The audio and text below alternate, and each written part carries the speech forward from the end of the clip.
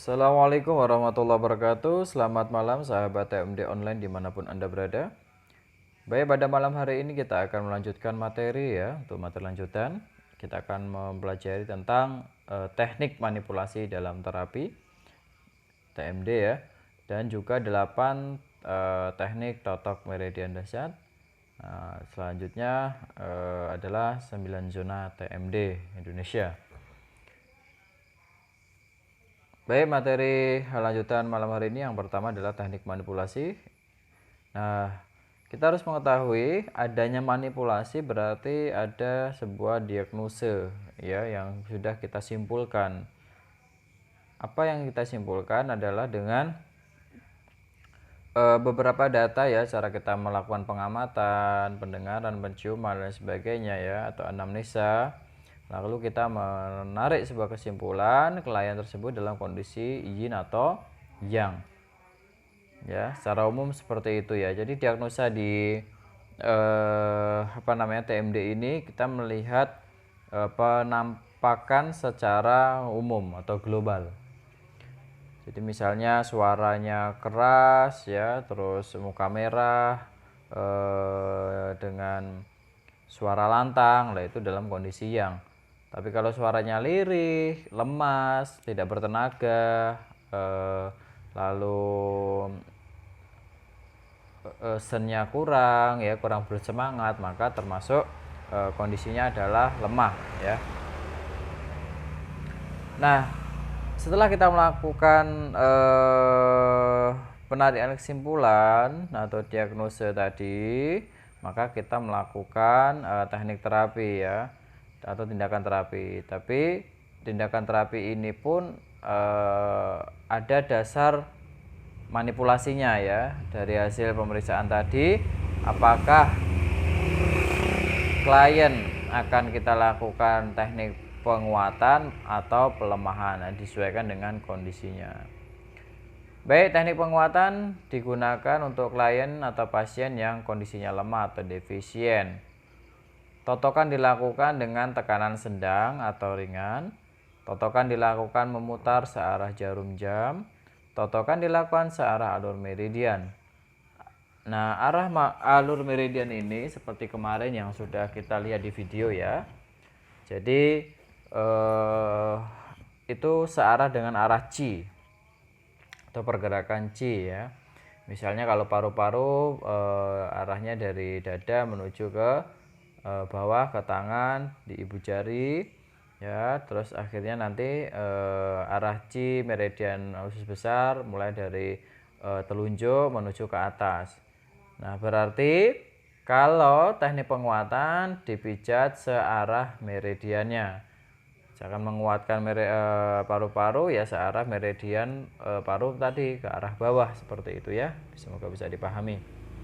Terus selanjutnya irama totokan lebih cepat dan dilakukan sebentar saja, 5-30 kali. Ini teknik penguatan ya. Teknik pelemahan untuk klien yang kondisinya kuat atau ekses, totokan dilakukan dengan tekanan yang kuat namun tidak menyakitkan. Kalau tadi yang penguatan itu sedang dan ringan, ini tekanannya kuat tapi tidak sampai menyakitkan. Nah, ini masuk dalam teknik pelemahan. Totokan dilakukan berlawanan arah jarum jam. Totokan dilakukan berlawanan arah jalur meridian. Ya, alur meridian ya, jadi dibalik. Nah, ini namanya teknik pelemahan. Irama totokan lebih pelan dan dilakukan lebih lama, 40-60 kali hitungan. Nah, biasanya dalam kondisi ekses ini kita totok lebih lama. Seperti itu. Jadi kalau untuk tonifikasi atau penguatan ini 5-30 kali maksimal ya.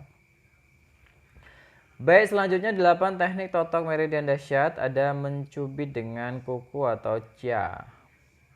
Berfungsi untuk menenangkan, menghilangkan nyeri dan mengurangi demam. Nah, biasanya mencubit dengan kuku ini kita tidak serta-merta ya. Misalkan kuku kita panjang untuk mencubit klien itu juga berbahaya. Maksudnya akan menimbulkan luka toh.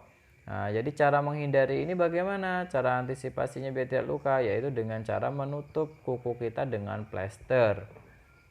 Ya, jadi bisa ujung kuku itu kita plester ya, kasih plester untuk luka itu. Kita lalu melakukan teknik pencubitan. Biasanya untuk titik-titik chin ya, titik-titik ujung ya, misalkan jari-jari ya, titik-titik yang sempit seperti itu, kita menggunakan teknik mencubit dengan kuku atau cia. Ini fungsinya untuk menenangkan, menghilangkan nyeri dan mengurangi demam. Makanya sangat cocok untuk biasanya ujung jari ya, karena titik chin atau titik jiwa itu memang di ujung-ujung daripada jari. Lalu menusuk-nusuk atau bertujuan untuk mengendurkan hiperfungsi tubuh dan menghilangkan sumbatan, bengkak dan nyeri ya. Menusuk-nusuk ya. Nanti untuk video teknik terapinya insya Allah akan kita susulkan ya. Yang penting kita akan membahas tentang materi dulu, tekniknya ya. Nanti untuk prakteknya menyusul. Nah, menusuk-nusuk ini bertujuan untuk mengendurkan hiperfungsi tubuh dan menghilangkan sumbatan, bengkak dan nyeri. Nah, ini dengan teknik menusuk-nusuk ya. Jadi menggunakan telunjuk ya, maupun satu jari, dua jari, misalkan jari tengah, ditusuk-tusukkan di zona tertentu atau titik tertentu. Itu fungsinya untuk mengendurkan hiperfungsi tubuh dan menghilangkan sumbatan atau stagnasi, bengkak serta nyeri. Oke, selanjutnya teknik menangkap-nangkap atau ciao atau ciu ya. Teknik ini dapat membantu membuang bahan-bahan buangan ya, mengangkat meridian atau kolateral dan menginduksi terbuangnya panas. Tangkapan ini harus digunakan hingga kulit berwarna merah keunguan. Kerjakan dengan gesit dan cepat ya, bertujuan untuk mengurangi nyeri yang diderita klien atau pasien. Teknik ini sangat cocok untuk area bahu dan punggung. Jadi menangkap-nangkap itu kita dengan jari kita itu seperti kalau kita makan nasi ya, tidak pakai kalau bahasa Jawanya itu muluk ya. Muluk itu kalau bahasa mungkin Indonesianya itu kita seperti makan dengan tangan ya, seperti itu. Dengan 3 jari ya, kita tekniknya itu dengan seperti kayak mengambil makanan ya, tapi secara cepat. Nah, dengan menarik permukaan kulit. Nah, itu namanya menangkap-nangkap atau ciao. Nah, ini biasanya untuk area yang luas ya. Teknik saja adalah mendorong atau tui. Teknik ini dapat membantu meningkatkan kegiatan meridian, melancarkan jisik, serta memperkuat fungsi tubuh. Biasanya digunakan pada area yang luas seperti punggung, perut, dan dada. Lalu ini mendorong ya, kita dorong dengan telapak tangan, dengan siku dan sebagainya. Yang penting ada tekanan yang agak besar ya, ini untuk fungsinya yaitu untuk melancarkan jisik ya, terutama di area yang luas ya. Teknik yang selanjutnya kelima adalah menggetarkan jen. Nah, teknik ini dapat menggairahkan saraf-saraf dan menyegarkan jaringan. Selanjutnya nomor 6, menggosok atau ca, berfungsi untuk membantu aliran qi, peredaran darah, dan kelenjar getah bening. Umumnya dilakukan sebanyak 80 kali per titik atau lebih. Selanjutnya nomor 7, mematuk atau chow ya. Teknik ini dapat mengendurkan saluran meridian dan memuaikan pembuluh darah, pembuluh hingga cocok untuk titik yang dalam. Berfungsi sebagai eksitasi atau menggairahkan. Teknik ini sering digunakan pada dahi, ya, ubun-ubun, daerah tulang belakang dan punggung, seperti mematuk-matuk, ya, atau mengetuk seperti itu juga bisa. Ya. Nah, terus selanjutnya nien, ya, memutar. Teknik ini bertindak sebagai teknik penguatan maupun pengurangan, dapat mengaktifkan darah serta mengatur qi. Ya, ini teknik memutar biasanya kita sering menggunakan ya. Baik, 9 zona utama TMD. Nah, kita udah sampai di sini ya, di materi TMD basic yang utama. Jadi boleh dikatakan esensi daripada TMD itu ada pada 9 zona utama. Karena apa? 9 zona utama ini sudah kita sesuaikan dengan apa? 1. 9 zona ini adalah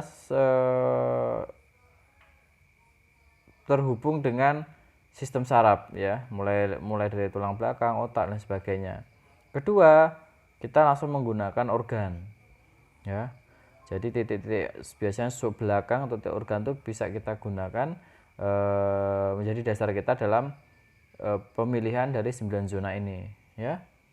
Nah, tapi bedanya zona dengan akupoin itu adalah kalau zona ini kita ada batas toleransi yang agak luas dibandingkan dengan akupoin, misalkan akupuntur maupun akupresur ya. Jadi zona ini kan lebih luas. Makanya kita di sini zona ada saya bagi menjadi 9 zona ya. Ada zona 1 sampai zona 9. Zona 1 meliputi saraf utama, kepala dan leher. Nah, ini untuk titik akupoinnya ya yang mendekati atau ibaratnya di daerah tersebut. Ini titiknya adalah GB20, SE15, GV15 dan GV16. Nah, ini zonanya ya untuk zona 1. Selanjutnya untuk zona 2 area pundak, bahu, tengkuk. Nah, ini untuk membuka area tersebut.